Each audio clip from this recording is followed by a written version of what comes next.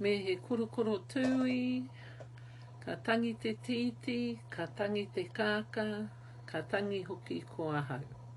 Hauri ora e te whānau. Ko Maria Ripene Jacob ahau, e mihi ana. No reira, tēnā koutou katoa. Ko taku Waiata Māori, ko anō te pai, nā Ngāti Haua. Anō te pai, te āhua reka e, te nohonga o ngā te ina, o ngā tuakana, ko tahi anara, i runga i te arapai.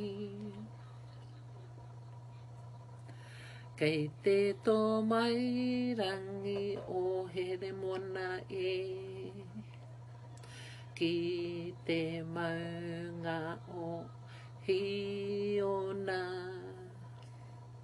i whakahauatia, te kupu a te atua, hei ora moa ke tonu e. Ano. Hei ora moa ke tonu e. He whakatau ki, tōhea, tōhea, ko te tohe i te kai.